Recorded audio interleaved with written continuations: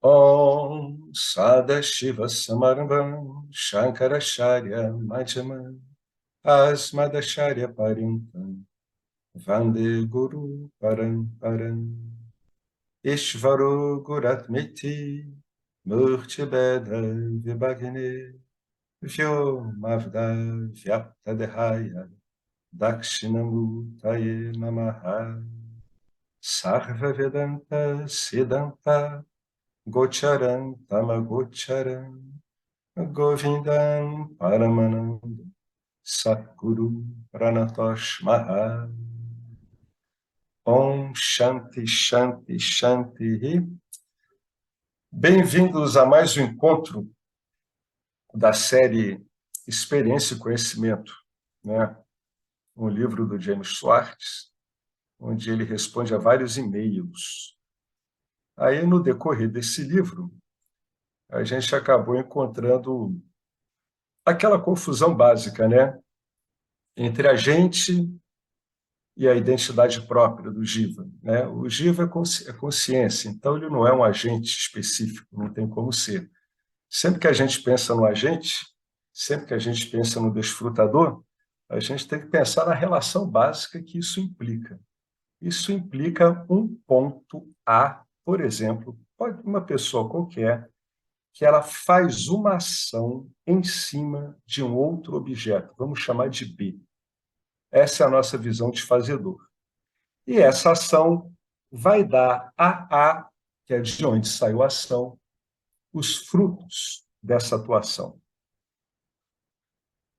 Quando fica claro que não existe uma entidade com existência própria, localizável, né, no campo dármico, a gente compreende a falácia dessa construção. É como se a gente tivesse reduzido uma multiplicidade incomensurável de fatores a nós, o suposto agente. Por que reduzimos a nós? Porque estamos usando a nossa perspectiva para lidar com o campo dármico. Qual é a nossa perspectiva? A nossa perspectiva é uma perspectiva de base sensorial, né? E dado por um golpe ilusionista, por um golpe na criação que a gente chama de Maya. O que esse poder faz? Ele faz com que a consciência acabe se identificando, né, vamos dizer assim, com um objeto inerte. E, ao lidar com outros objetos inertes, né, achamos que somos agentes fazedores específicos, atuando num determinado ponto. O que o Vedanta vai fazer? O Vedanta vai dizer que essa construção é falaciosa. E aonde é que ele vai mostrar isso? Na sua experiência ordinária. E através do quê? Através de um método, através de um recurso, um artifício de negação das sobreposições. O que são essas sobreposições? É qualquer objeto, né? Ou seja, qualquer nome e forma, qualquer namarupa, ao qual estejamos atribuindo uma identidade, uma existência própria. Por onde é que eu vejo isso com mais facilidade? Por mim mesmo. Esse é o grande ponto que a gente tem que sair de nós mesmos, né? Então, essa identidade autônoma, né, com existência própria, com vontade própria, com capacidade de agir própria e com capacidade de gozo própria, vai ser desmantelada pelos ensinamentos do Vedanta, e esse desmantelamento vai ocorrer na sua vida ordinária, através desse método Adhyarupa-Pavada. Qual é a base do método? O método diz que aquilo do qual você é ciente é temporário e, portanto, não é você. Tá? Esse é o primeiro passo desse método. Esse é fundamental. É o mais importante de todos eles, né? Aquilo do qual eu estou ciente não sou eu. Então, eu estou ciente do meu corpo? Sim. Então, meu corpo não sou eu. Eu estou ciente dos meus fluxos energéticos no corpo, dos meus processos de digestão? Sim. Então, esses pranas, essas energias, não sou eu. Eu estou ciente dos movimentos da minha mente? Sim. Então, minha mente não é eu. Eu estou ciente dos meus estados de vigília, de sonho e de sono profundo? Já vimos que sim, né? Então, não sou eu. Eu estou ciente dos objetos que eu estou vendo? Então, esses objetos, nenhum deles tem como ser eu. Que objetos são esses? São todos, inclusive os sutis. Então, passa um pensamento, né, uma emoção de inveja, de orgulho, de alegria. Eu estou ciente disso tudo? Sim. Então, nada disso sou eu. É essa que é a base do Vedanta. É assim que ele trabalha. Ele tem que partir disso. Ele precisa partir disso. Esse é o único axioma do qual o Vedanta parte mesmo. Aquilo do qual você está ciente não tem que ser como você. Então, a análise dos objetos, a análise das bainhas, né, do Jiva, e a análise dos estados, todos eles se destinam a mostrar que você não é um estado mental, que você não é objeto nenhum e que você não é nada ao qual você acha que você está associado nas funções e atribuições do corpo e mente. Essa é a base da entrada. O Vedanta sempre apresenta você como a consciência última, aquilo que não tem começo, que não tem meio, que não tem fim. Quando ele apresenta isso, ele vai ter que contrapor esse tipo de apresentação a conceitos que a gente compreende. Então, eu só sou capaz de vislumbrar o eterno porque eu consigo contrapor a ele aquilo que é finito. Eu só consigo conceber, pelo menos em ideia, o ilimitado, porque eu consigo olhar o limitado através da minha experiência, né? Eu só consigo avaliar o que seria uma existência sem centro definido, sem um centro específico, que seria o corpo e a mente, porque eu parto justamente desse corpo e dessa mente. E o que eu faço com essas coisas das quais eu estou partindo? Eu nego. Eu digo não, não, não. Não é isso, não é isso, não é isso. O Buda usava a mesma coisa. Foi chamado de net-net. Ele usava um outro idioma, o Pali, que era um idioma que era destinado, numa sociedade tremendamente machista, às mulheres e às classes subalternas, né? O Pali é um derivativo do sânscrito, mas o sânscrito não podia ser falado pelas classes subalternas e nem pelas mulheres, dado o caráter extremamente da sociedade machista da época. Então, o Buda usava isso também, usava o net-net. Bom, é sempre interessante notar um aspecto muito importante.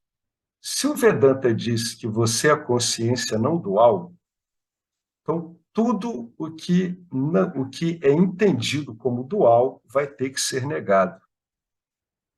É claro que não é uma realidade, no entendimento não dual, que exista outra coisa que não a consciência. O que existe é um nome de formas percebidos pelo nosso aparato sensorial, que é a outra base do nosso entendimento aqui, é um outro ponto importante, e ao qual a gente atribui autonomia, existências separadas. Tá? O que o Vedanta vai fazer primeiro é fazer com que nós nos voltemos para nós e descartemos tudo ao qual estamos associados. Nosso corpo, a mente, suas funções e todos os objetos que andam nela, nossos estados, até o Vedanta reduzir você a algo incognoscível, que ele vai chamar de consciência, ser, existência. O grande passo depois disso é dizer que esse ser, essa existência, essa consciência, é a mesma e a única que está pervadindo esse mundo todo de nomes e de formas. Então, o primeiro Vedanta, ele esquece o mundo, que a gente chama de mundo exterior, ele vai se voltar só para você. Tá? A gente vai ver em Shankara o que ele está falando sobre isso. Vamos bem devagar. Eu encontrei essa explicação no site de um autor, né? Eu não consigo saber que autor é esse. Abutam. Não tenho a menor ideia, mas o texto veio bem a calhar. Ele começa assim, Namastê. Seria útil saber por que o Upanishad recorre ao método de Adhyarupapavada, que é o método de negação das sobreposições. Shankara diz no Bhashyan, né, é um comentário, tá? Bhashyan se refere a comentário, a respeito do mantra 6.2 dessa escritura aqui, Prashnopanishad. Tá? Eu não sei que Upanishad é esse, Prashno. São vários Upanishads, a gente conhece uns 12, mas ele comenta a respeito desse mantra 6.2, ele faz o seguinte comentário, vamos ler muito devagar. Tem aqui, né, o comentário na transliteração no nosso idioma do sânscrito, e embaixo a tradução do livro de Swami Gambhirananda, que foi um grande tradutor para o inglês desses comentários do Shankara. Ele traduzia direto do sânscrito. Vamos lá, vamos começar com cuidado. Aqui mesmo, aqui, aonde você entende por aqui. O Shankara está falando com você. Ele está conversando com você que acha que você é localizado num ponto, no espaço, que você é um corpo, é uma mente. Aqui mesmo, neste corpo, no espaço dentro do lótus do coração. Lótus do coração é a consciência. Tá? Ó amável, ele está falando de você, ó amável, ó ser. Esse Purusha, em quem se originaram essas 16 partes, prana e o resto que está sendo enumerado, essa escritura ela trata dessas sobreposições do prana e de mais 16 categorias, existe. Né? Esse Purusha existe. Aqui, nesse corpo, no espaço dentro do lótus do coração, no âmago da consciência, o Purusha existe. E ele não deve ser procurado em outro lugar. Essa frase é muito importante. O autoconhecimento não passa por uma tentativa de normatização do mundo exterior, de uma releitura do que a gente chama de mundo exterior. Ele passa por um mergulho interno em você mesmo. Tá? Então, o Upanishad descarta o mundo exterior. Para o Upanishad não tem importância o mundo exterior. O Upanishad está especificamente interessado no modo como o seu instrumento de experiência, o corpo sutil, o Sukshma Sharira funciona.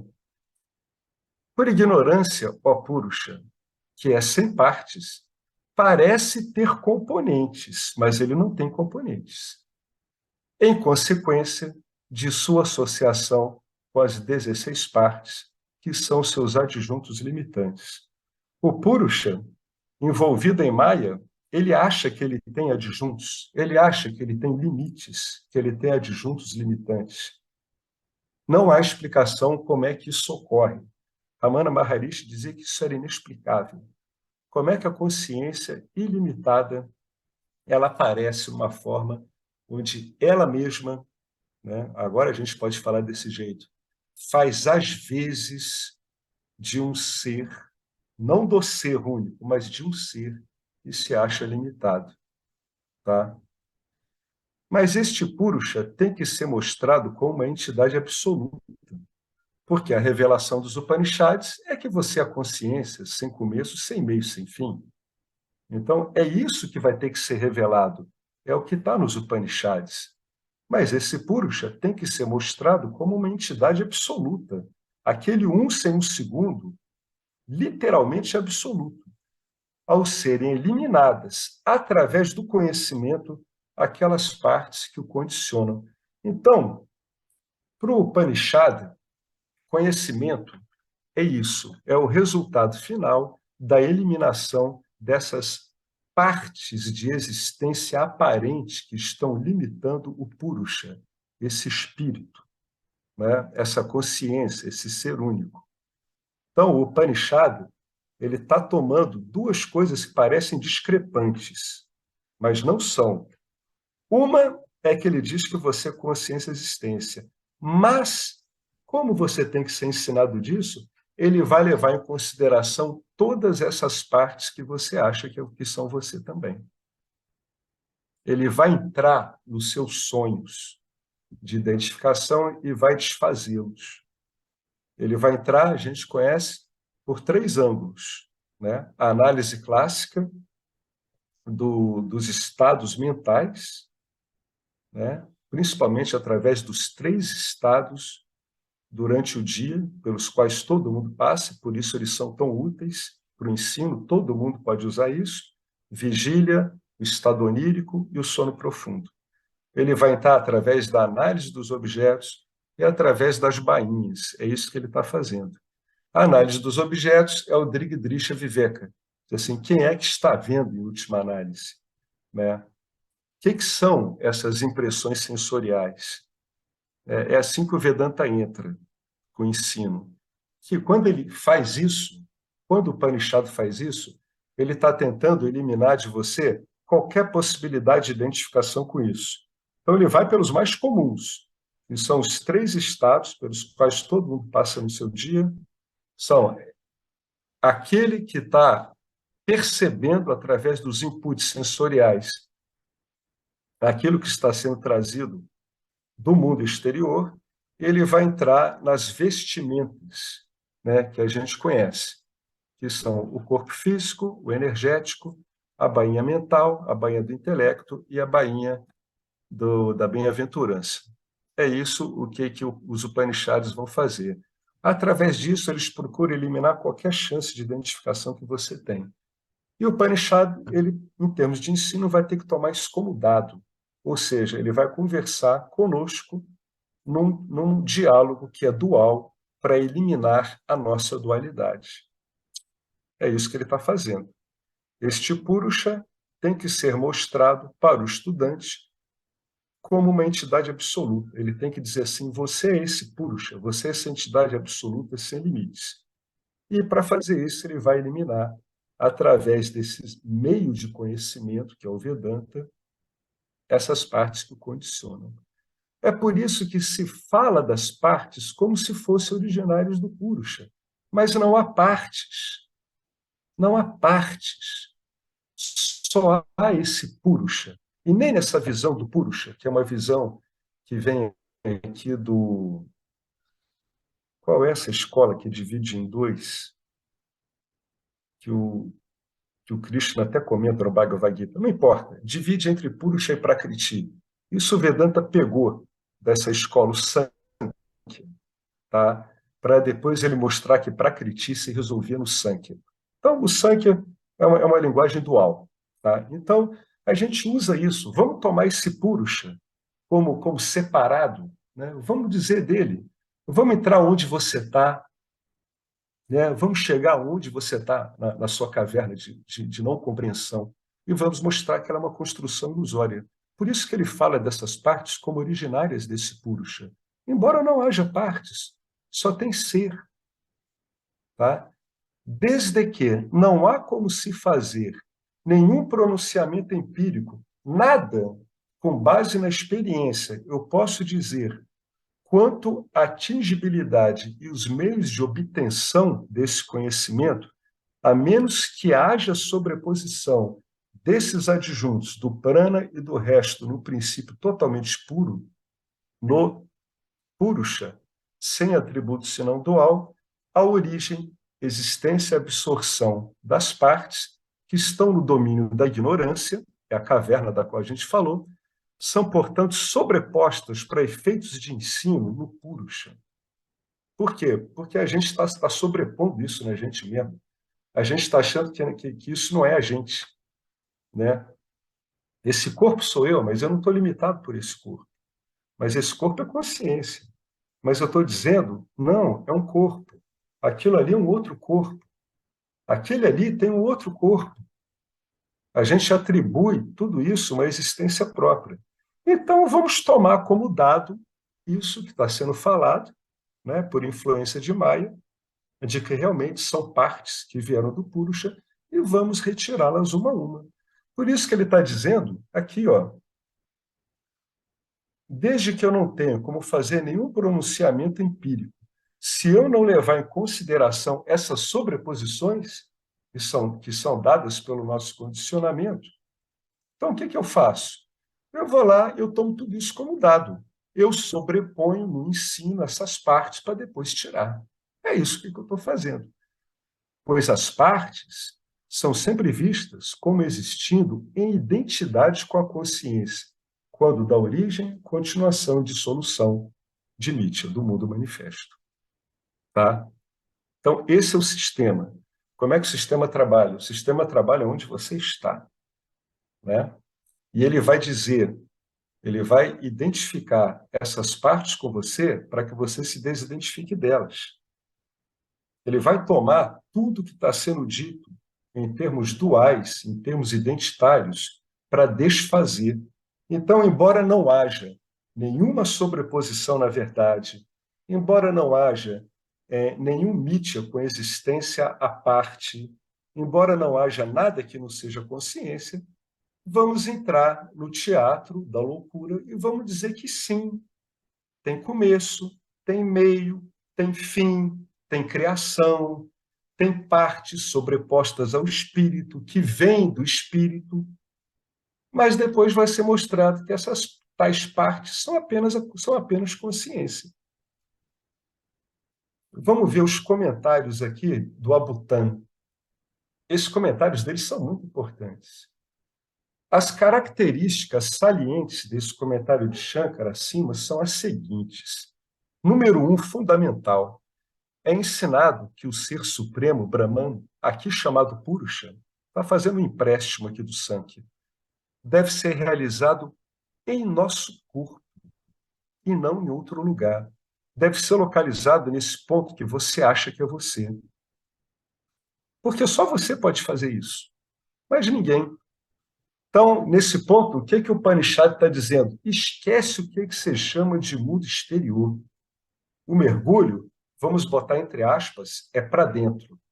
E outra coisa, esse enfoque é comum a todos os Upanishads. Todos trabalham assim. Número 2. Como esse ser é livre de todos os atributos, seria impossível eu ensinar sobre a natureza dele, porque eu não tenho como atribuir nada a ele, eu não tenho como objetivá-lo. Então, eu vou ter que usar um recurso para objetivá-lo. Portanto, com o objetivo de identificá-lo, olha que ele botou identificá-lo entre aspas, é um recurso pedagógico.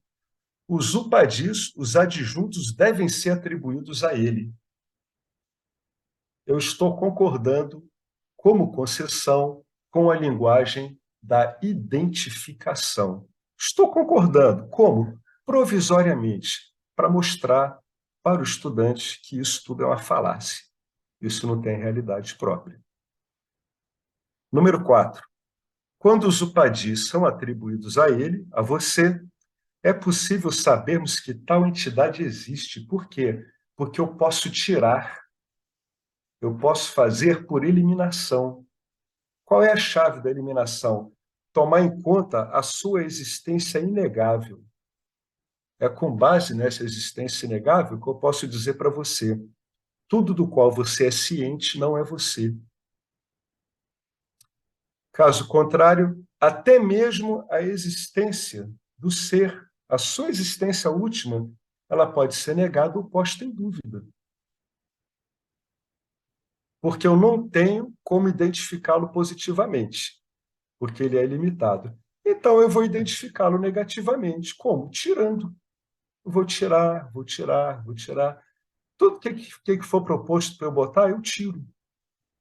E o Vedanta tem essas entradas todas. Né? Ele tem a análise Drigdrisha Viveka. Ali é ver, mas se aplica a qualquer sentido. É a análise das percepções com os objetos. Ele tem aquilo que a gente falou, né? Os nossos 3 estados pelos quais passamos todos os dias. tem o estudo dos revestimentos, entre aspas, do ser. É isso que ele está fazendo, ele está desfazendo. Só que ele está procurando identificar isso tudo negando. Essa é a base desse método. Você é indefinível. Já foi falado assim, aqui isso muitas vezes. Você não tem atributos. Eu posso usar, para explicar a você, atributos muito vagos, muito pervasivos. Posso falar de ilimitação, posso usar espaço, posso usar oceano, mas continua sendo atributo. No final, isso vai ter que ser negado também, né? Isso vai ter que ser negado também. É por isso que o passo final da meditação vedântica, ele realmente, quando ele ocorre, a mente fica algo silente, né? Primeiro você pega um método, pega uma escritura vedântica e você começa a meditar sobre ela. Pega o Upanishad, pega o Vivekachudamani, você medita sobre ela. Quando você exaure as suas dúvidas, você consegue contemplar essa escritura. O passo seguinte é uma espécie de ausência de movimentos da mente cognitiva. Então, nesse momento, você pega a escritura e deixa de lado. Você simplesmente, nessa hora, está sendo como você é, sem atributo nenhum. Você continua vendo o corpo, você continua vendo árvores, você continua cheirando os odores, você continua ouvindo sons, você continua, né, ciente do prana no seu corpo, mas nada disso agora é visto como algo, como alguma coisa, a não ser como você mesmo. Isso que é importante. Nada disso mais é visto como um algo, uma alguma coisa por aí, ou com a qual eu estou identificado agora. Não.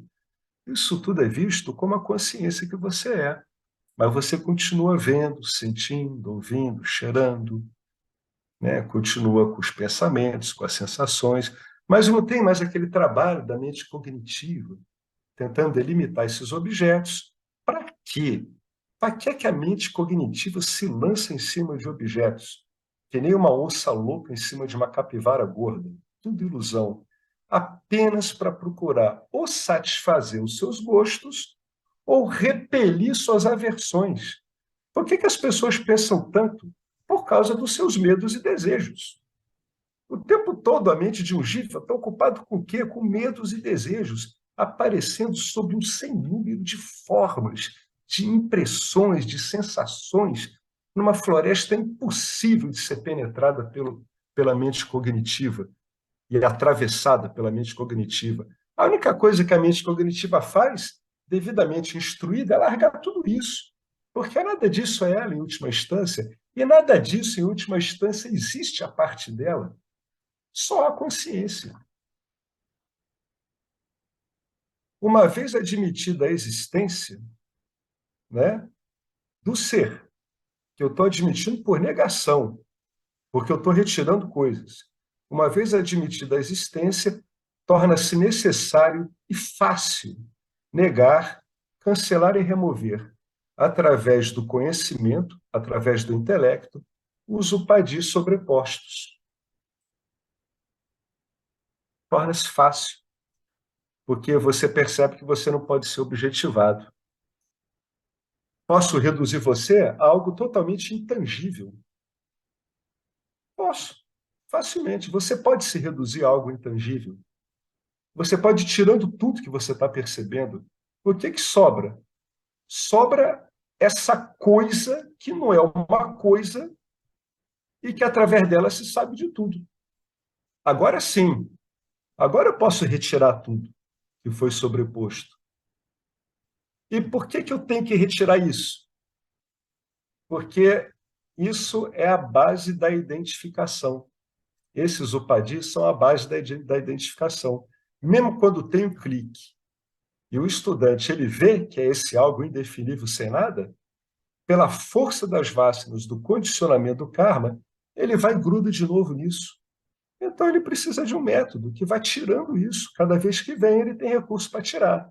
Cada vez que vem, ele tem recurso para tirar. E quantas vezes eu vou fazer isso? Não sei. Você vai provavelmente trilhões de vezes. Porque trilhões de vezes você repetiu para você um monte de coisa que não tinha sentido nenhum. Né?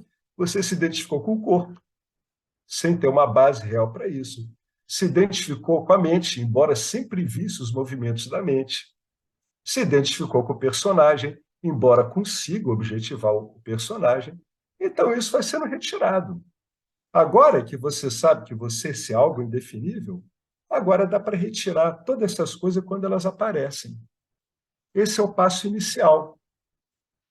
Para que serve isso? Para deixar a casa em ordem. Para você não dar ciência a objetos insencientes que se resolvem em você na visão final. Tá?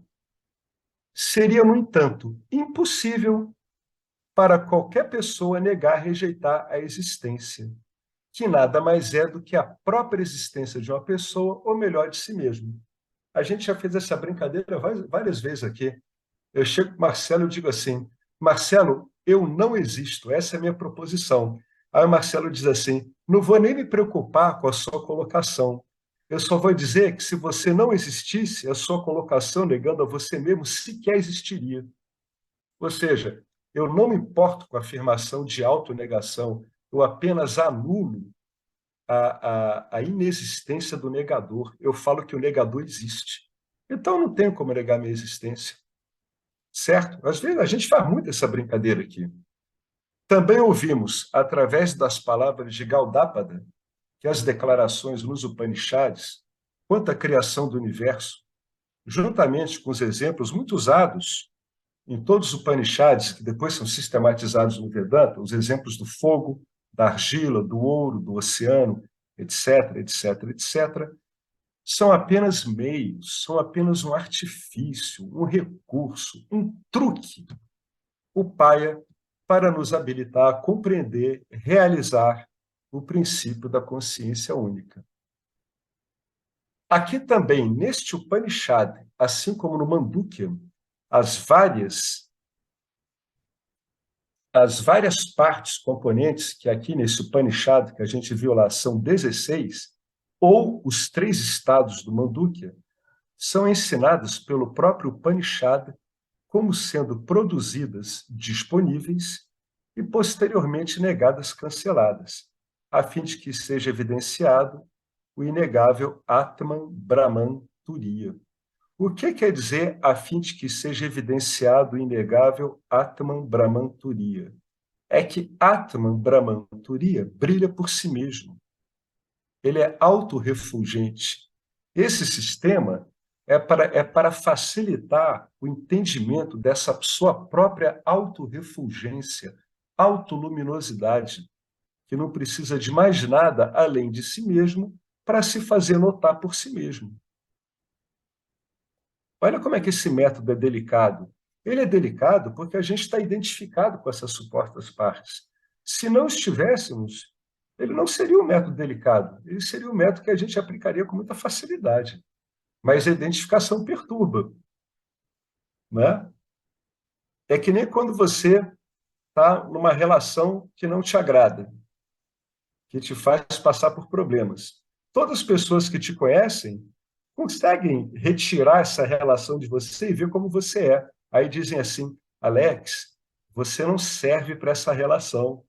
O que ele está querendo dizer? Você pode ficar muito bem nessa relação, mas o Alex está lá envolvido numa relação.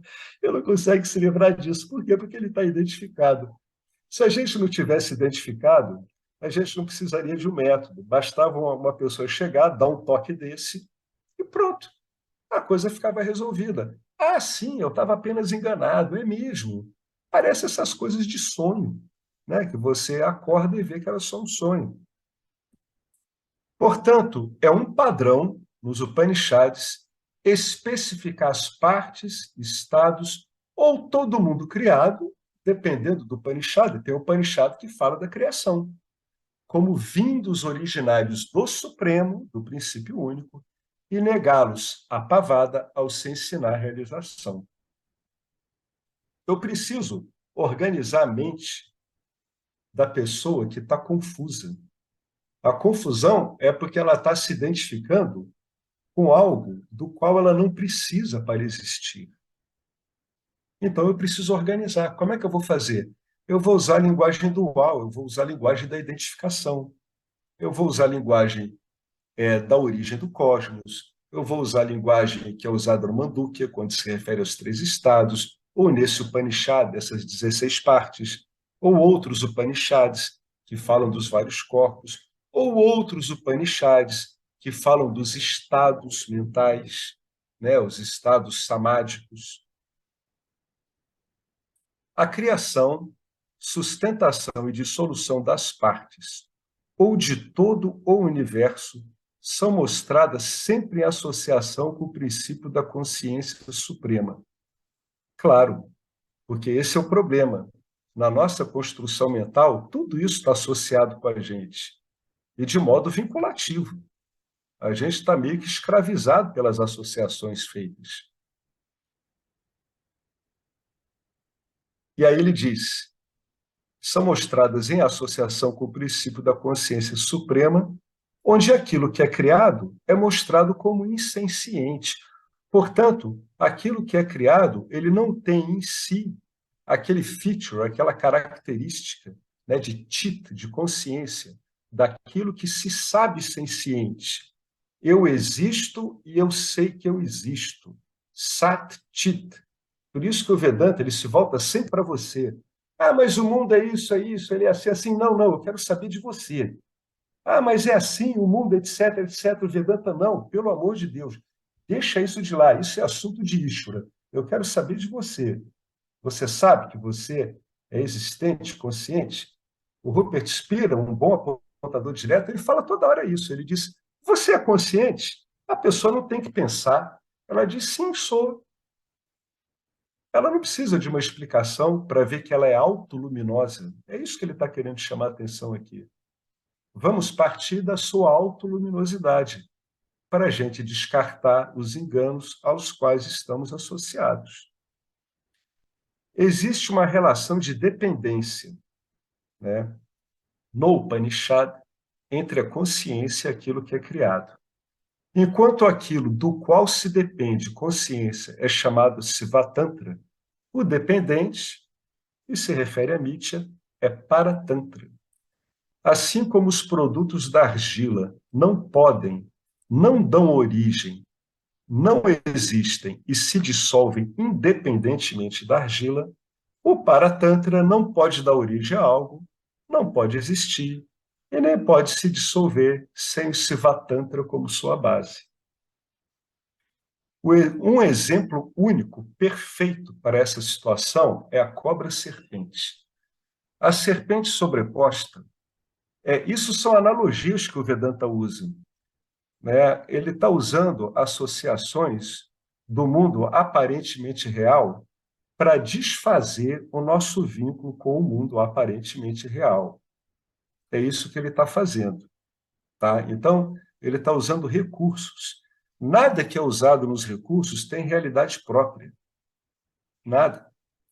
É apenas um modo da gente falar sobre aquilo que somos, usando aquilo com o qual estamos achando que somos, ou seja, aquilo que não somos. Então, usamos aquilo que não somos, em essência, para descartar a nossa identificação com essas coisas que não somos. A serpente sobreposta não pode surgir sem que a corda esteja lá a priori. Nesse caso aqui, a corda ela é um recurso que está significando, está simbolizando, tal qual uma placa que aponta para uma cidade, que direciona o seu veículo para uma cidade. A corda está fazendo o papel do princípio único, do Purusha, de Brahman, da consciência suprema, da consciência única. E a serpente sobreposta está fazendo o papel de Mithya, aquilo que tem uma realidade relativa, que depende da corda para existir. Por isso que ele está querendo dizer que a serpente não pode surgir sem que sem que a corda esteja lá a priori. Essa serpente não pode existir enquanto o erro Brahma perdurar. Por que ele botou o erro Brahma? O erro de achar que existe uma criação. porque Brahma é o princípio criador. Enquanto houver esse erro, achando que algo foi criado e que há algo além de você, consciência, existe um erro.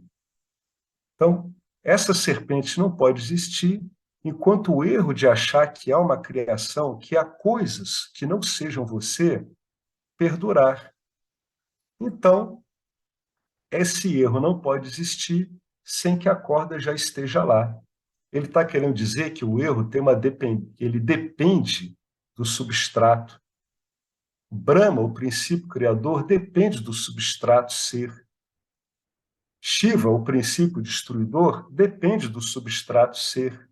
Vishnu, o princípio mantenedor, depende do substrato ser, consciência, Brahman.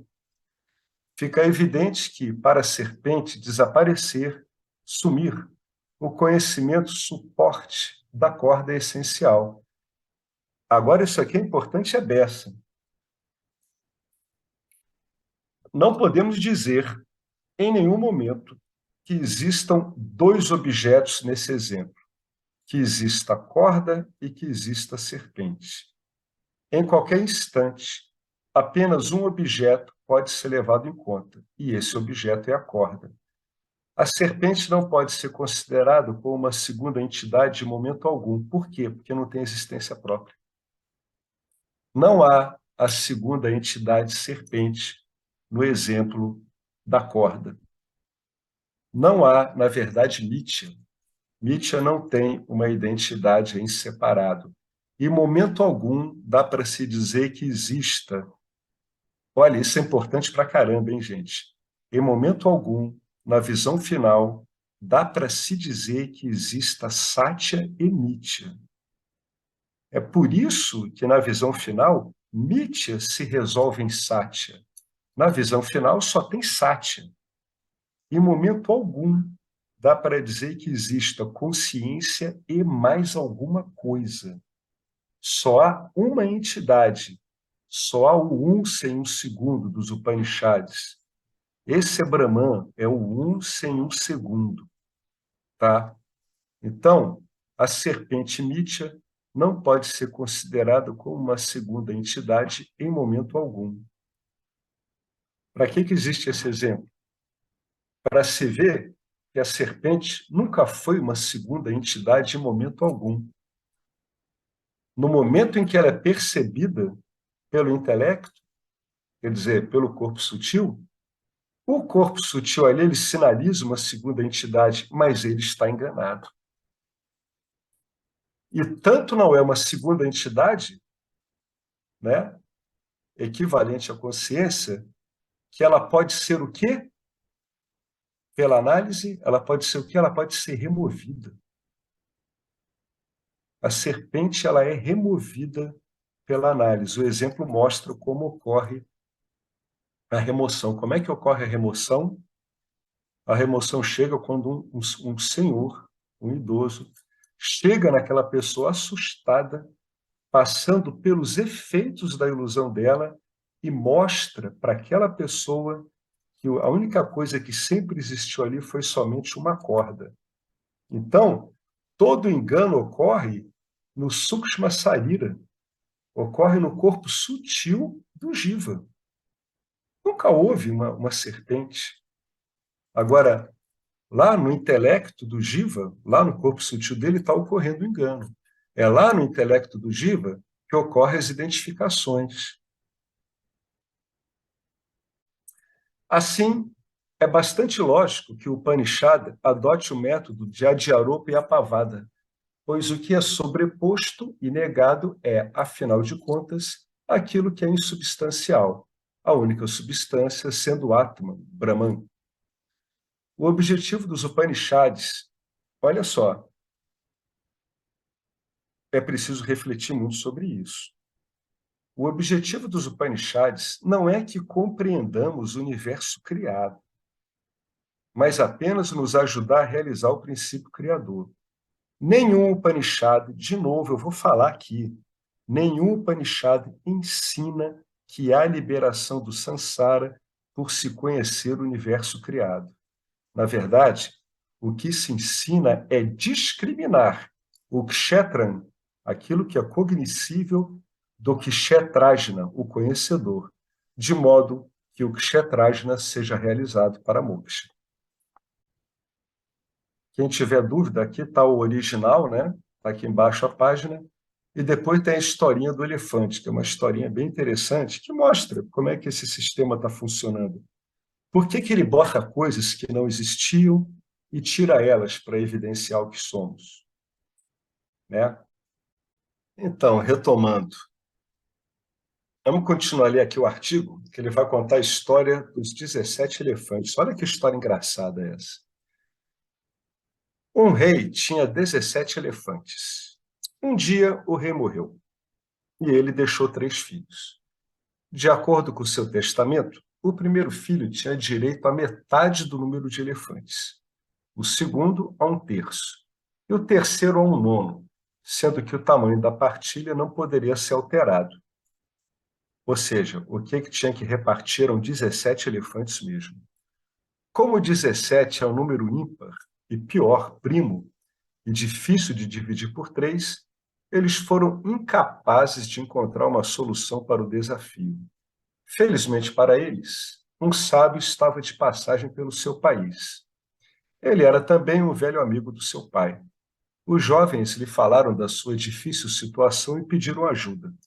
O sábio lhes disse para não se preocuparem e começou a resolver o problema imediatamente.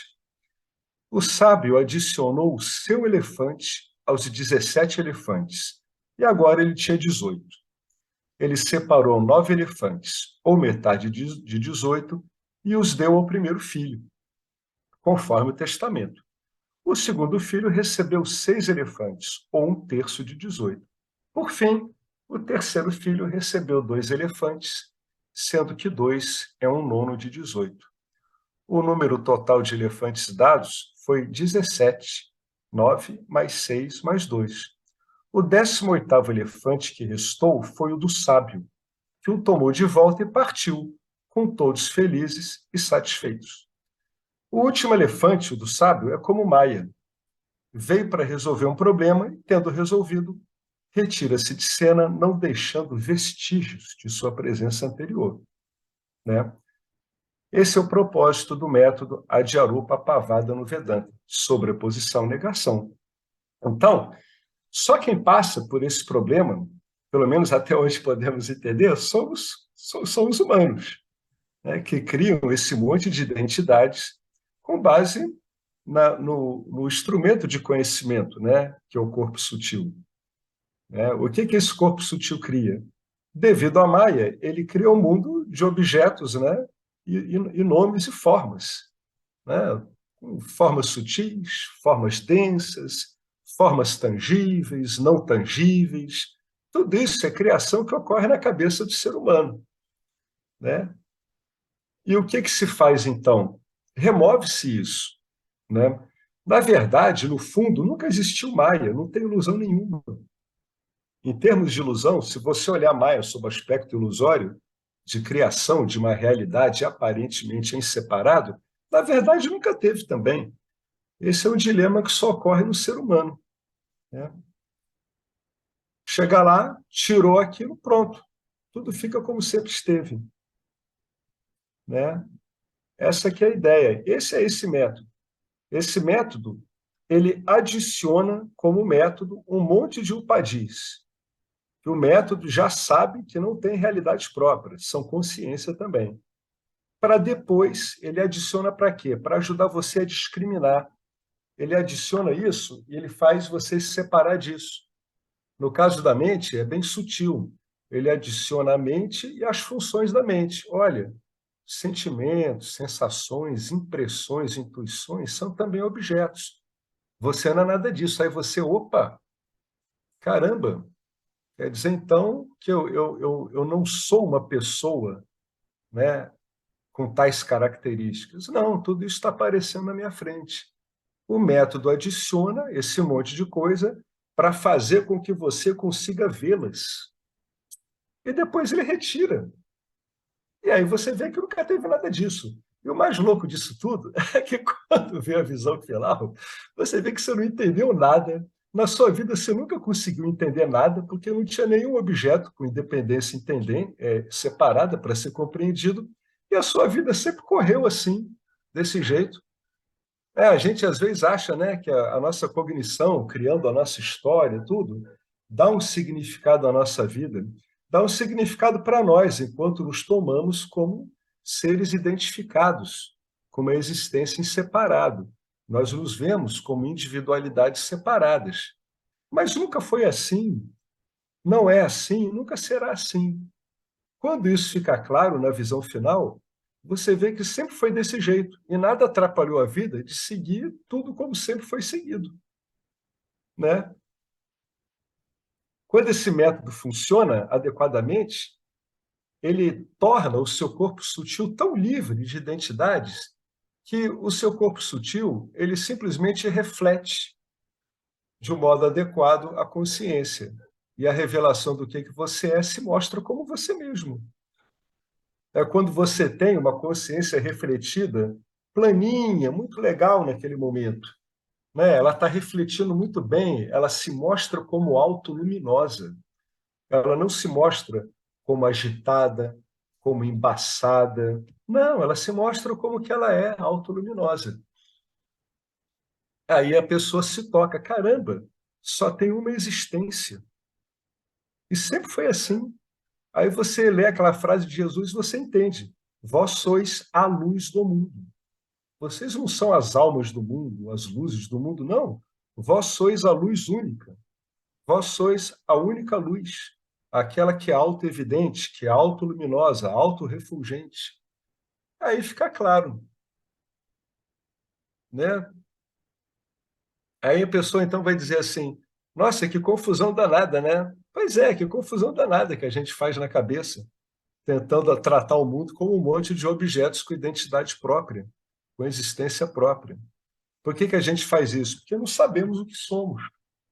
E na hora que a gente não sabe o que a gente fica vítima desses ragas e deveshas, né?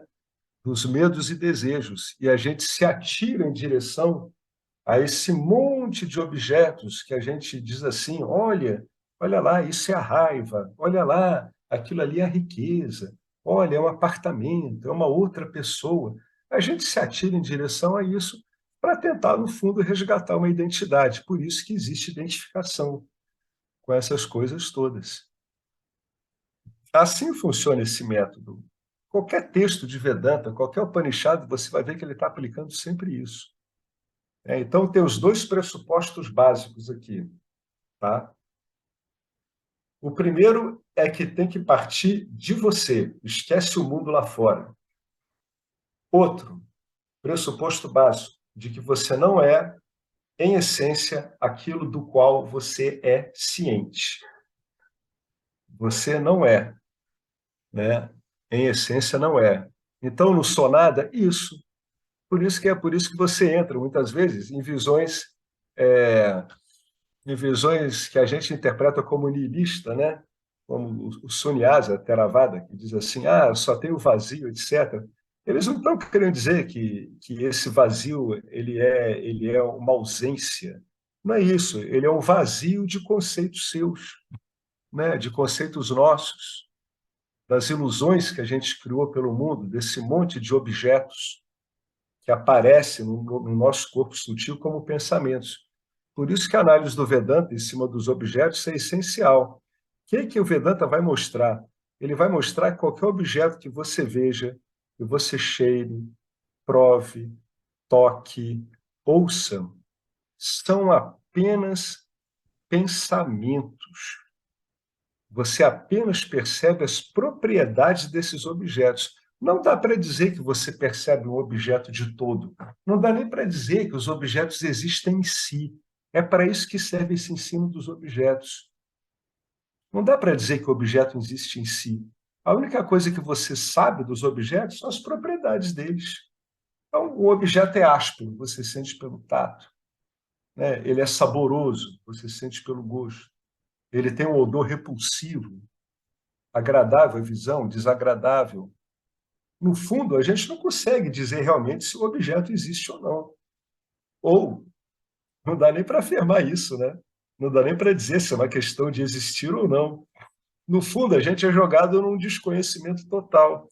Mas isso não perturba a pessoa, porque ela foi eliminando tudo isso e ela se sente segura em relação ao que ela é, o que ela sempre foi. Fica claro para ela que a existência, a única existência de tudo, é a mesma dela. Ela é consciente dessa existência. Quando isso está tudo em paz, naturalmente vem uma bem-aventurança, vem um contentamento de viver, né, em qualquer situação.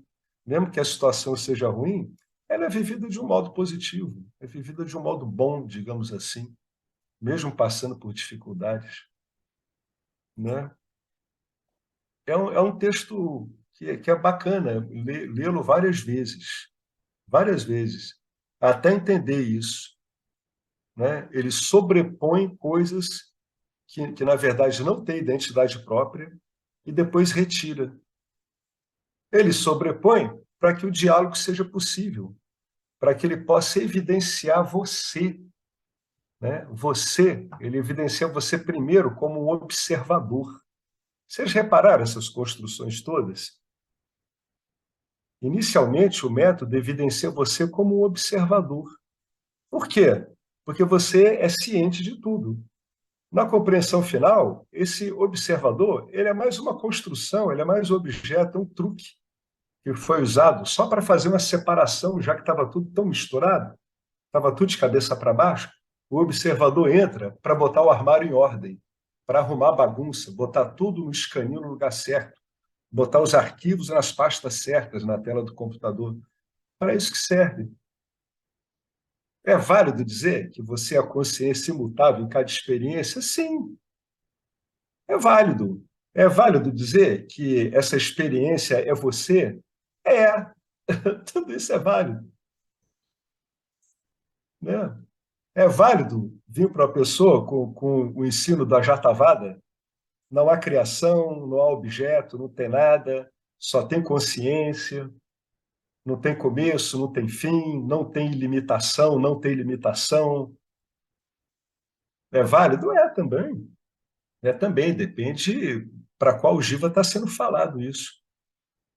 Agora, jogar esse ensino do Ajatavada de cara assim, numa pessoa que está procurando o autoconhecimento, não vai ajudar muito, né? Porque ela está cheia de adjuntos ali. É preciso um método que entre nesses adjuntos, explique para ela que o que, é que ela está com identidade, né? Aquilo com o qual ela está em identidade são adjuntos e os modos de retirar os adjuntos. As coisas que facilitam muito esse método é aquele padrão de sempre, né? É devoção e meditação. Devoção e meditação, devoção e meditação. Devoção e meditação ajudam muito esse método a funcionar. Existem muitas técnicas de meditação, existem muitos enfoques devocionais, né? Eu incentivo fortemente as pessoas a procurarem esses apoios. Por quê? Porque os dois, né, devoção e meditação, que no final não são separados, eles estabilizam a mente e tornam ela capaz de focar e sustentar o foco. Em quem? Em você mesmo. Né? No final fica claro que o Upanishad está falando é de você mesmo. Todo esse mundo à sua volta é reduzido a você mesmo. Eu, consciência. O um sem o segundo.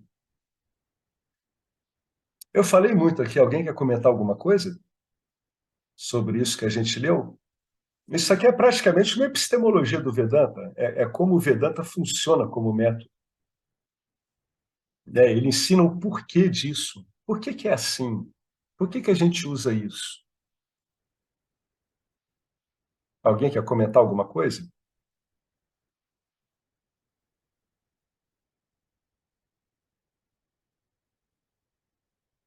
O Vedanta pega todas as suas identidades e transforma elas em adjuntos, limitantes, em upadis. Ele delimita, ensina você a identificar e depois ensina você a cancelá-los, como não eu, de modo que você fique, né, o seu corpo sutil bem limpinho, bem desvinculado. Aí, na visão final, essa existência aqui, que eu chamaria também, usando o artifício Atman, tá? Atman aqui no lótus do coração, aqui nesse corpo, na visão final, o Atman é o Paramatman, é a mesma existência, a mesma consciência. Mas primeiro o Vedanta ele reduz você ao Atman, reduz você ao Atman. Diz que em essência você é Atman. E aí você tem que esquecer esses adjuntos. Muitas pessoas param aí, e isso dá uma divisão, tá? Eu vou dividir eu, Atman, e o resto, que eu não sou. Não, o Vedanta não fala isso. O Upanishad, nenhum Upanishad diz isso. O indivíduo tem que ir até o final. Porque só aí é que ele vai sair da dualidade. Né? Se eu falo com uma pessoa que ela é Atman e o resto é não Atman, ela é eu e o resto é não eu, a dualidade continua entre eu e não eu. Não, não é isso. Né? A persistência deve continuar, deve-se continuar a dar um enfoque até que venha a visão final, onde esse não eu é resolvido como eu. É por isso que o James aqui, no último texto que a gente viu, olha que interessante que ele falou aqui, ó. Agora a gente volta para onde a gente estava. Olha o que ele fala aqui. Ó,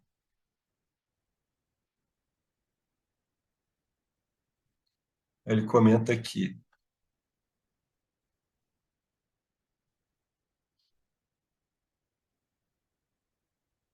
Ele diz que o ser, o não ser é o ser. Essa é a visão final. O que você chamava de não ser é o ser. Né? No começo, estabelece-se, né? Você se estabelece como ser, e aquilo o qual você aprendeu a discriminar como não ser. Mas na visão final, não. É o que a gente viu aqui. Só que eu não estou achando aqui. Ah, o não ser é o ser operando como dualidade. Depois ele pula para cá, ó. Quando você chega ao reconhecimento de que tudo é o ser, não precisa mais discriminar o ser do não ser. Discriminar o ser do não ser é simplesmente o método, a Pavada. Né? É isso. Em pequenas linhas é isso. Depois fica claro, quando a dualidade cai por terra, de que o não ser é ser. Outra linguagem para eu falar isso. Mitya se resolve em Satya. Só há consciência. Não há começo, não há meio, não há fim, já que o não ser foi compreendido como ser e o não ser era definido pelo tempo e espaço, e o tempo e espaço sumiu, porque eu só tenho consciência. Então não tem começo, nem meio, nem fim. Agora, essa visão final, né, ela em geral ela ocorre depois que a pessoa aprendeu, né, a se desvincular dessas escravidões, dessas servidões a esse monte de upadis que ela criou na cabeça dela, que ela achava que era ela, que o Vedanta redelimita como upadi e ensina você a testemunhá-los. Você é a consciência testemunhadora. Isso ainda é um passo dual. Né? É um passo dual de arrumação da casa, que a casa está um caos. Então, primeiro você bota as coisas no lugar. É assim que ocorre esse método. E você, como a consciência autorrefulgente, uma hora fica claro para você mesmo. Aí as pessoas contam muitas histórias. Ah, então a consciência ela fica assim, né? Ela entra nessa identificação para ela se saber consciência. Aí a gente começa a ter uma explicação. O cardápio varia de acordo com o interesse da mente. né? Pode ser que uma das coisas aqui seja, né, fazer um auto-reconhecimento de si mesmo na manifestação, não sei. O cardápio é múltiplo de explicações conforme é múltipla a demanda dos corpos sutis, né? Cada corpo sutil tem uma demanda aí. Mas é importante, no fundo, ficar claro mesmo que isso não está ao alcance da mente cognitiva humana, né? Nós humanos não temos como realmente, em cognição, compreender realmente o que que é isso, como isso funciona e por que que isso é assim. Afinal de contas, esse isso somos nós, né? Então já começa por aí. Isso é o conhecimento que ocorre. Esse isso que a gente chama de isso somos nós. Não há uma entidade separada. Você não é uma entidade separada, você é consciência. Não há nada além de consciência. As rochas são reduzidas à consciência, a história de cada um é reduzida à consciência, como uma sucessão de pensamentos. O que você chama de árvore é reduzido à consciência, mas vai continuar havendo árvore, né? Se tentar abraçar a árvore tiver espinho, vai se espetar na árvore, tá? Não vai te dar um abraço de consciência, vai ser um abraço espinhoso, né? Tentar dar um supapo numa parede, que a consciência vai machucar a mão. Então, nada muda. A única coisa que muda é o modo como você vê a si mesmo e, em decorrência disso, o mundo. E a consequência disso para a sua vida é total, né? Você não procura mais obter no mundo nenhuma satisfação que lhe seja fundamental. Quando a gente se vê como consciência, não existe mais nada fundamental a ser satisfeito e nem nada fundamental a ser evitado. Não tem mais nada disso. Tudo isso some. O que ocorre é uma tremenda de uma disponibilidade, né? Fica-se profundamente disponível, né? E junto com a disponibilidade, as características que aparecem no rol dos sentimentos, das impressões, que é uma grande compassividade, compreensão, entendimento, amorosidade, né? Não rejeição, aceitação, adaptação, acomodação, tudo isso vai ocorrendo. Tudo isso, mais cedo ou mais tarde, vai tomando conta da personalidade do Giba. Pode demorar um pouco, mas acaba tomando conta, né? Afinal de contas, tudo já está aceito, né? Albergado, hospedado mesmo em você mesmo. Você é a casa do Rumi, é a hospedaria do Rumi, a hospedaria de portas abertas e janelas abertas, e com a mesa pronta. É isso que você é, né? Tudo chega, tudo sai como você mesmo, a mesa posta é você mesmo, o que sai é você, o que entra é você. Fica isso, essa coisa toda meio impossível de ser explicada e muito simples ao mesmo tempo, né? Então, é bacana se deter aqui, estudar com muito cuidado isso aqui. Aí, quando você for estudando isso e depois for ler uma escritura de Vedanta ou um texto explicativo, você vai entender muito bem por que ele é montado daquela forma, por que aqueles tópicos são tratados daquela forma, por que aquelas palavras são usadas. Bom, gente, eu vou parar de falar por aqui, que realmente eu não tenho mais nada que falar sobre isso, porque, na verdade, não tem mais nada que falar mesmo. Por incrível que pareça, nós somos isso. Agora, o que é isso, eu não tenho a menor ideia. É o que uma vez eu vi numa camisa, né? Um rapaz andando na rua com uma camisa preta e uma letra branca. Você olhava na frente, ele dizia assim: a melhor coisa da vida é.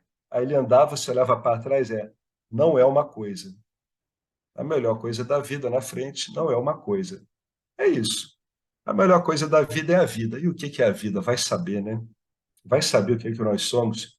Já falei aqui, né, que Dom Juan, quando ensinou Castanheda, um dia ele disse que tudo isso é um grande mistério e que todo ser humano, no seu olhar, traz exatamente o mesmo mistério. É o mesmo mistério do mundo, é a mesma coisa. Alguém quer falar alguma coisa sobre isso? Insondável. Insondável. Essa é a melhor resposta que existe. O que é isso, afinal de contas? Isso é insondável. que sou eu, em última instância? Você é insondável. É isso aí. Que Boa, é uma Marcelo. palavra, mas que serve para apontar, né? Serve. Ser, Brahman, Satya, é tudo, né? É tudo mítia, são palavras, na verdade, né? É tudo Nietzsche. Mas E é essa isso. palavra insondável é das melhores, porque quando alguém fala que você é insondável, é porque não dá para falar mais nada mesmo. Você é insondável, ou seja, não se aplica nada do que você acha que pode se aplicar. Satya é Alex, mítia. Aí é uma linguagem elegante, né? O Vedanta é muito bonito, cara. Ele é extremamente lindo. Ele cria uma categoria e depois ele diz assim: a visão final, Mitya se resolve em Satya como Satya. Então só tem Satya. Fala aí, Henrique. não, é nesse sentido que é insondável, né? Já escutei muito esse negócio de. Eu também entrei nessa de tentar encontrar explicação eh, ao porquê disso. Eu, na total perda de tempo, energia, porque racionalmente você não vai encontrar explicação dual a algo que é não dual. Então, muita gente fica falando aí, porque quer se experimentar. Eu também pensei essa história, porque quer se conhecer, porque bobagem tudo isso. Isso não, é perda de tempo total, né? Eu acho que isso, né? Muita gente já escutei. E uma coisa que acho que a gente conversou várias vezes, até se lembra que na aula de esse livro Júpiter Inspira, que você participou de algumas aulas, de alguns encontros. O, Muita gente, eu percebo isso em outros lugares, né? Ele tem essa primeira, digamos assim, algumas são epifanias, ou algumas pessoas têm um Uhum, pouco mais de que, eu sou consciência e observo o corpo e a coisa está, né? Eu e o resto, né? E ele acha que isso é o final do caminho, não é o final do caminho. uhum, Esse é um passo, como você colocou aí, né? Um momento que você começa a arrumar as coisas, né? Mas a uhum, verdadeiro, digamos assim, né?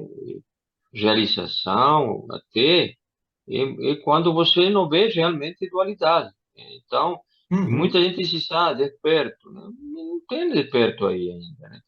Tem um processo que ainda está em andamento, né? E que muita gente não vai, porque aí tem que, aí nesse parte, como dizia o Spira também, né? Aí quando você tem que investigar quem é esse que está, qual é a natureza desse que está observando. Aí quando essa sim. divisão se Isso. desfaz, É, né? Essa é. investigação, né?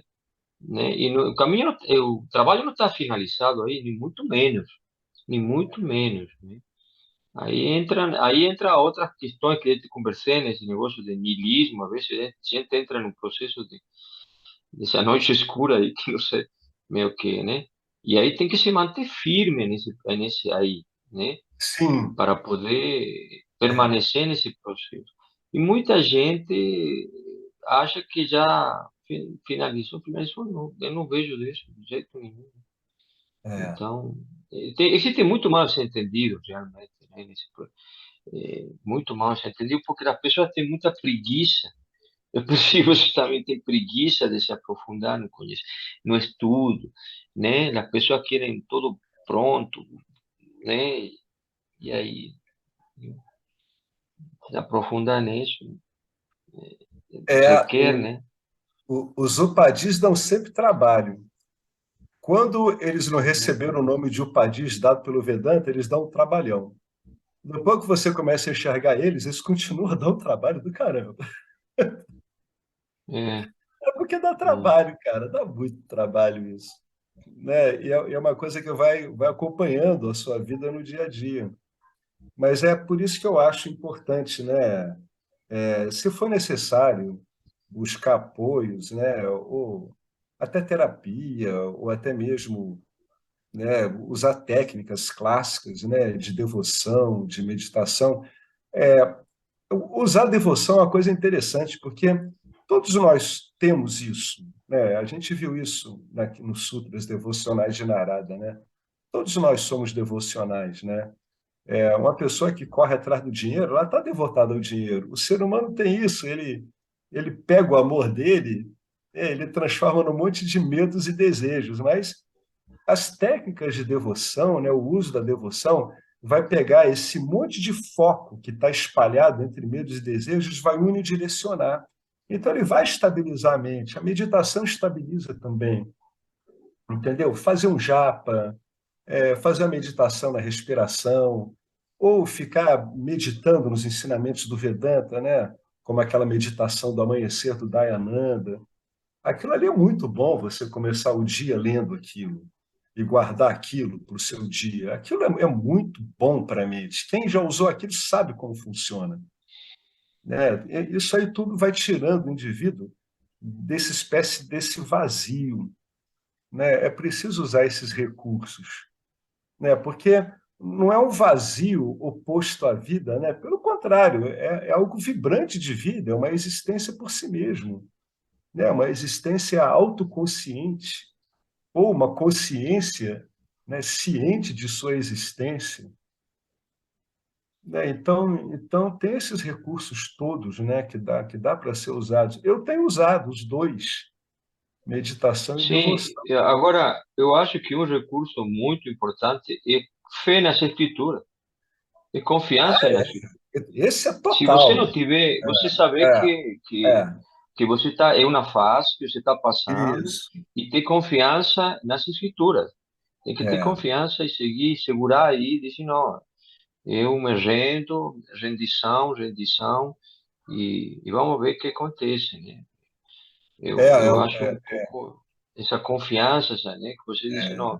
E esse negócio de quando a gente para de querer encontrar explicações, a gente percebe um processo de relaxamento, a mente se relaxa, e você se hum. rende e para de querer encontrar explicações e aí você se rende. Eu acho que esse é um processo que é natural, né? Que vai, né? É um Esse processo negócio de natural.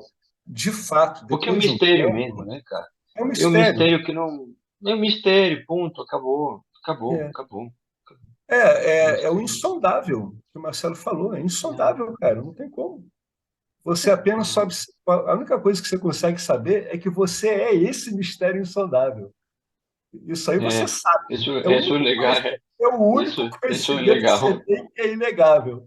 E é muito bacana, É, né? Mas é como isso é você legal. falou, qual é a bússola aí, né? Qual é o mapa? O mapa é a escritura, o mapa é o Upanishad, né? É para seguir o Upanishad, né? Segue o Upanishad, né? O Vedanta ele é o Upanishad estruturado, né? Mas tem comentários diretos em Upanishads, a gente viu o professor Arlindo com Mandukya, os Upanishads são maravilhosos, né? Bem comentados, são muito elucidativos, são perfeitas bússolas, né?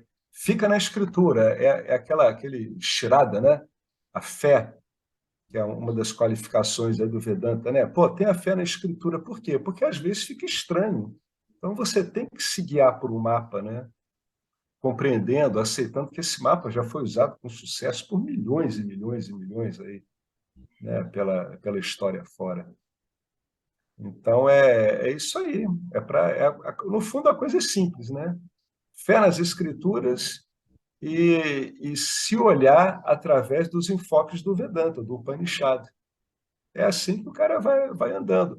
As qualificações que ele acha que ele não tem, a preparação, vamos falar assim, uma linguagem um pouco mais suave, as preparações, elas vão vindo com o tempo. Se o interesse dele é genuíno, elas vão vindo, elas vêm. Eu vejo isso por mim, elas vêm mesmo. Coisas que você jamais imaginava, né? Uma hora você está lá fazendo, né? Eu volta e meia eu vou cantar com os devotos aqui da missão Ramakrishna. Eu acho ótimo. Eu fico lá cantando hinos aos deuses. Aquilo é uma celebração, é um reconhecimento, é um agradecimento. É um bom modo, é um belo modo de você pegar a sua atenção e botar em algum lugar, né? Então, tem muito recurso, né? Eu vi uma vez, eu não lembro se foi o Lucas, não, acho que foi Um rapaz que ele estava aqui e ele disse que ele gostava de entrar em igreja. É bom, igreja é um local silencioso, é bacana você ir lá. Vai lá, ver uma missa, né? Ver o que, que o Não, padre... acho que foi eu que comentei, né? Por exemplo, eu Né? com a princesa, né? Agora, no, depois da pandemia, ainda a gente parou, mas eu ia a uma vigília, É terça-feira à bom. noite, e É, era uma coisa muito forte, viu, cara? Era um negócio muito forte. Eu, a princesa gostava dele, eu ia com ela, e quando começava o negócio a cantar, e aí um atrás, e hum, aí o negócio era muito, muito interessante mesmo. Muito é. bom, muito bom. É bonito, é um bom jeito de usar a sua atenção, porque tem que ser mostrado à mente que ela tem outros recursos, ela tem outras opções, Uhum, entendeu? Ao invés de uhum. ficar nesse raciocínio elipsóide, né, em cima da própria vida, e tem uma hora que ele conduz a pessoa a um beco sem saída, né? Não tem jeito. Então, isso tem que ser mostrado à mente. É como se você estivesse recondicionando, reprogramando a mente através de recursos mais favoráveis, né? Vedanta, essa vigília que você fazia, né? Vai assistir uns cantos gregorianos aí de manhã, é bacana, é legal também, né? Vai ouvir umas músicas aí diferentes, né? Tem muito recurso, né? A pessoa tem que ir explorando e vendo os recursos que ela tem, né? Ela usa isso, né? A pessoa vai meditar, fica meditando na respiração. Eu vi um macete que a Ananda Maimá dá, que era muito simples, é a meditação no sem forma. Era uma meditação por conhecimento. O que que ela dizia? Sente-se, procure ficar imóvel, né, para você abstrair-se um pouco do corpo.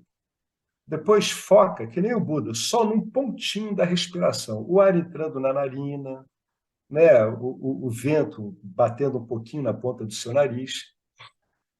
E começa pensando assim, o que é que está tornando tudo isso possível? Como é que é possível conhecer isso, né? Esse ar entrando na narina, a imobilidade do meu corpo, é a minha luz, luz, é que permito que isso seja conhecido. E você fica nisso, até que uma hora esse pensamento cai, né? Isso é um modo de meditar no sem forma, de Ananda Maimá. E é muito simples, só que tem que ser tentado, né? Eu acho válido tudo isso. O meditador e o devoto, né, nessa prática aí, só não pode esquecer que ele é, né, a luz que está iluminando aquilo tudo, né? A devoção, a meditação, tudo. Faz qualquer prática, tudo, mas jamais perde isso de tela. É bacana. É isso aí, gente. É isso aí, muito bom isso aqui. Eu sugiro ler esse texto aqui sempre que possível, né? Sempre que possível dar uma lida nele, reflete, não é preciso pressa. Essas coisas, se for assim, elas devem chegar na pessoa devagar, sabe? Criar raízes. A pessoa vai lá, né, rega, alimenta aquilo, até que o uso desse método e das implicações dele vão ficando bastante claras, né? É uma questão de tempo. É bem diferente. Você vê que é o contrário do que ocorre, né, na vida cotidiana, na vida mundana, totalmente o contrário. Então, é isso aí, pessoal. Deixar vocês aí com a Diaropapavada, sobreposição, negação, poderoso método do Vedanta, poderosíssimo. Tá joia, então. A gente, então, se tudo der certo, a gente se vê aí na semana que vem. E se não der certo, tá bom também. Tudo insondável. Essa é boa. A melhor palavra que eu vi para tudo isso. É ilimitado, meu amigo, olha, é insondável, tá bom? Fica com essa palavra insondável. Vai andando na rua, insondável. Olha para você, insondável. Olha para outra pessoa, insondável. Né? Olha para o céu, insondável, insondável, insondável, insondável. Muito bom mesmo. Falou, pessoal. Até a próxima. Ah, tem que fazer o canto, né? Esquecemos. Ó, esse canto ele fala da ilimitação, mas você só pode falar da ilimitação porque você tem noção da limitação. Então, também não é isso também. É insondável. Om Purnamada Purnamidam Purnamudachyate Purnasya Purnamadaya Purnamiva Vasishate. Om Shanti Shanti Shanti. Gratidão, Ishvara, gratidão, Vedanta, e essa linhagem espetacular de professores e alunos aí ao longo de milênios e milênios, libertando milhões. Obrigado a tudo e a todos. Até lá, boa noite. Agora, hora de entrar em outro estado onírico, e aí, estado de sono profundo. Sempre nós, né? Sempre nós. Tchau, gente. Boa noite. Olá, queria trazer aqui para vocês o quanto eu tenho me beneficiado dos ensinamentos do Vedanta. Esses ensinamentos do Vedanta, eles mudaram a minha vida, o meu estilo de vida, né? A partir de uma compreensão sobre Jagata, o mundo, sobre essa pura inteligência, Ishvara, sobre o Jiva, né? A mente, o funcionamento, sobre a aplicação do Karma Yoga diariamente na vida, o quanto isso beneficia a purificação da mente, né? Para poder daí acessar aquilo que é mais valioso. Aliás, eu diria sem valor estimável, inestimável, né? Uma riqueza profunda, que é a compreensão sobre os ensinamentos de Satya, a consciência, a existência ilimitada que sou. Bom, eu sou uma aluna de Vedanta, desse grupo Vedanta Brasil, que iniciei a jornada, estou no começo da jornada, mas essa jornada seria impossível sem o apoio diário de um professor qualificado, o professor Arlindo Nagar, nosso professor, que dedica a sua vida, que dedica as batidas do seu coração exclusivamente para o ensino do Vedanta. Ele gosta de usar a frase o coração que se doa recebe. Então ele é esse coração que doa. E aí a minha pergunta e o meu convite é: e você? Tem se beneficiado também dos ensinamentos, da compreensão, da clareza desses ensinamentos que são trazidos para nós? Sim? Se sim, o coração que doa recebe. Então o convite é: se você se beneficia, você pode também fazer uma doação. Essa doação, ela é necessária, apropriada, para a manutenção, né, desse ensinamento vivo diariamente para nós. E é um convite para que a gente possa nutrir esse grupo com o dar e o receber. E se você se beneficia, tenho certeza, qualquer valor mensal é suficiente. É o valor que o seu coração sentir, mas é um valor apropriado. Bom, meu recado é esse. Eu agradeço imensamente e não tenho palavras para dizer o que é o Vedanta na minha vida. Só dizer gratidão. Gratidão, Ishvara, gratidão, professor, gratidão a Sampradaya, gratidão. Obrigada.